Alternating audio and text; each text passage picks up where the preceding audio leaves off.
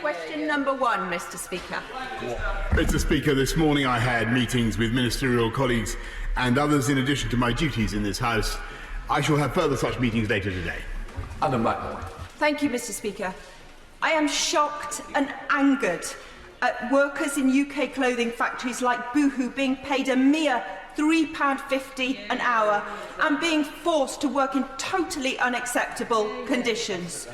In the 21st century, there must be no room for exploitation and modern slavery. We must call time on fast fashion for the sake of people and our planet. So my question is simple, Mr. Speaker.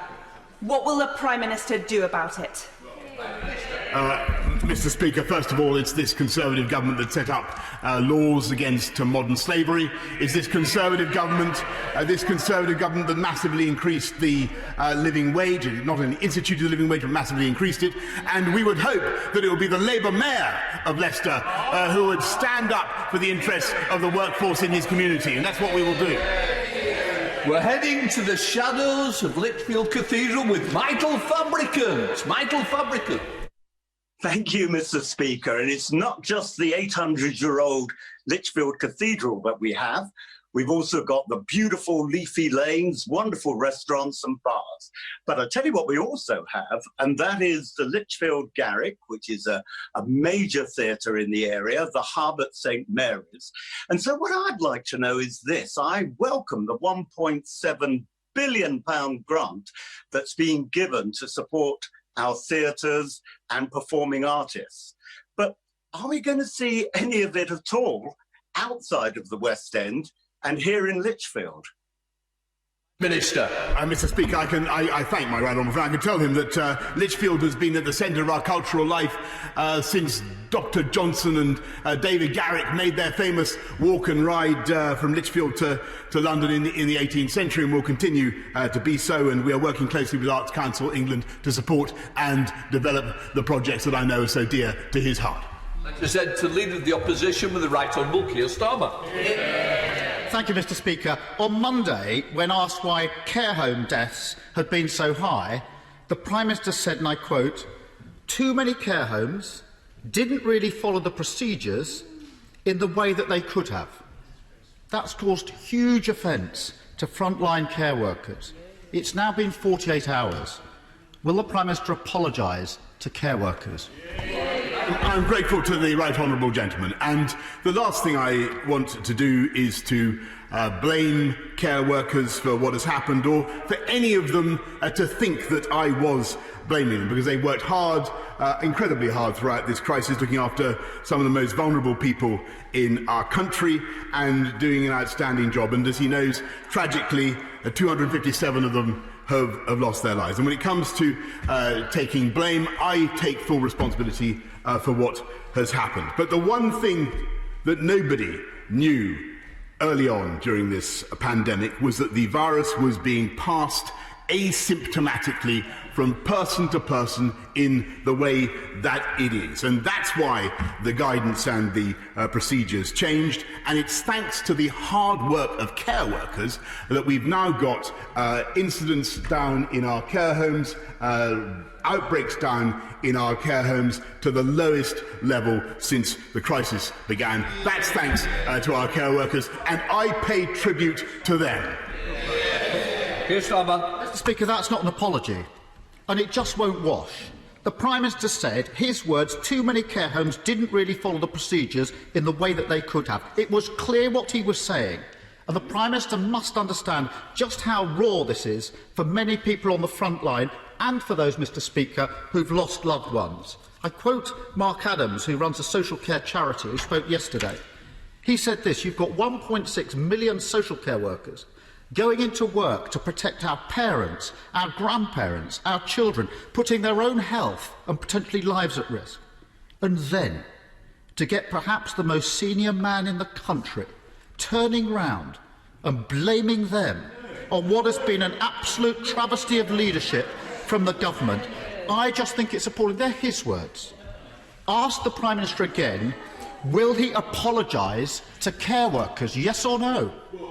Speaker, he keeps saying that I blamed or tried to blame care workers, and that is simply not the case. The reality is that we now know things about the way a coronavirus is passed from person to person without symptoms that we just didn't know. That's why we instituted the Care Home Action Plan on April the 15th. That's why we changed the procedures. And perhaps he did know that it was being transmitted asymptomatically. I didn't hear it at the time. Perhaps Captain Hindsight would like to tell us whether he knew that it was being transmitted asymptomatically. Of course, it was necessary to change our procedures. I want to thank our care workers for what they have done, and this government will continue to invest massively in our care homes, in our care workers. And by the way, it's this government that put up, as I said just now, this government that put up the living wage by record amounts. And that is something that we can do directly to help every care worker in the country. Keir Starmer. By refusing to apologise, the Prime Minister rubs salt into the wounds of the very people that he stood at his front door and clapped. The Prime Minister and the Health Secretary must be the only people left in the country who think that they put a protective ring around care homes. Those on the front line know that that wasn't the case. I quote one care home manager from ITN News yesterday. She said this: "I'm absolutely livid at the fact that he says we didn't follow the procedures, because the care assistants, the nurses, everyone in the care home have worked so hard, and then he's got the audacity to blame us." Her words. What would the Prime Minister like to say to that care home manager? What I would like to say to the lady in question, and indeed to every care home worker in the country, is that this government appreciates the incredible work that they have done. We thank them for the incredible work they have done. And let me say further that we will invest in our care homes and we will reform the care home sector. And I hope, by the way, Mr. Speaker, that we'll do it on the basis of cross-party consensus and get a lasting solution to the problems in our care homes and the difficulties many people face in funding the cost of their old age. That's what we want to do. That's what this government is pledged to do after 30 years of inaction, and I hope that he will join us in doing it. Keir Starmer. Well, I'm glad to hear it. I gently point out that his government has been in power for 10 years with no plan and no white paper. Of course we'll join in plans for reforming healthcare, but for social care, but 10 years wasted. The reality is this: more than 19,000 care home residents have died from COVID-19. It's a far higher number when you include excess deaths. Overall, around 1 in 20 care home residents are estimated to have died from the virus. 1 in 20. It's chilling. These are extraordinary numbers. Yet the Prime Minister has consistently ducked responsibility for this. Will he accept it isn't care workers who are to blame, it's his government? Mr. Speaker, I don't know. I think he's got the old vice of reading out the pre-prepared question without listening to the answer I've just given. I've made it absolutely clear that this government takes responsibility for everything that we've done throughout this crisis, and of course I pay tribute once again to the work of every care worker in the country, and I thank them. But what we've also done is put forward a care home action plan that has helped our care workers, our care home industry, to get the incidence of coronavirus right down in every care home in the country to the lowest level. And we're now putting in monthly testing for every resident in our care home and weekly testing for every care home worker. And that is thanks to the fantastic efforts of everybody involved in NHS testing and tracing. And I think, by the way, he should pay tribute to them as well. Yes, Starmer. Mr. Speaker, the Prime Minister continues to insult those on the front line by not taking these issues seriously. The Prime Minister must recognise that huge mistakes have been made. 2 months ago, at PMQs, I highlighted the weakness of early guidance on care homes. The Prime Minister, typically flippant, simply said it's not true.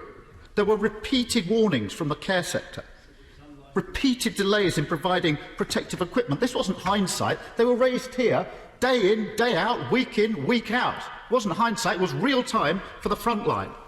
Same on routine testing. And the decision to discharge 25,000 people to care homes without tests was clearly a mistake. Will the Prime Minister simply accept that his government was just too slow to act on care homes? Full stop. Mr. Speaker, the Right Honourable Gentleman knows very well, or he should know very well, that the understanding of the disease changed dramatically in the months that we've had it, and when he looks at the action plan that we brought in to help our care workers, I think he would appreciate the vast amount of work that they have done, the PPE that they've been supplied with, the testing that they've been supplied with. That has helped them to get the incidence of the disease down to record lows. And it has enabled us to get on with our work as the government in getting this country through this epidemic, getting this country back on its feet. That's what this country wants to see. We've stuck to our plan to open up our economy gradually and cautiously. One week he's in favour of it, the next week he's against it. What this country wants to see is a steady, stable approach to getting our country back on its feet. That is what we are delivering. 5 minutes. Finally, Mr. Speaker, to add further insult to injury, there are reports this morning that the government is to remove free hospital parking for NHS workers in England. The Prime Minister will know that this could cost hundreds of pounds a month for our nurses, our doctors, our carers and our support staff. We owe our NHS workers so much. We all clap for them. We should be rewarding them, not making it more expensive to go to work. The Prime Minister must know this is wrong. Will he reconsider and rule it out? Mr. Speaker, the hospital car parks are free for NHS staff for this pandemic. They're free now, and we are going to get on with our manifesto commitment to make them free for patients who need them as well. And the House will know that that was never the case under the Labour government. Neither for staff, nor for patients, May I respectfully suggest that he takes his latest bandwagon and parks it free somewhere else, Mr. Speaker. One week he's backing us, the next week he's not. One week he's in favour of a tax on wealth and tax on homes. The next week he tries to tiptoe away from it. We know how it works. He takes one brief one week, one brief the next. He's consistent only in his opportunism, whereas we get on with our agenda. Build for jobs, and the House will hear more about it shortly, Mr. We will make America great again.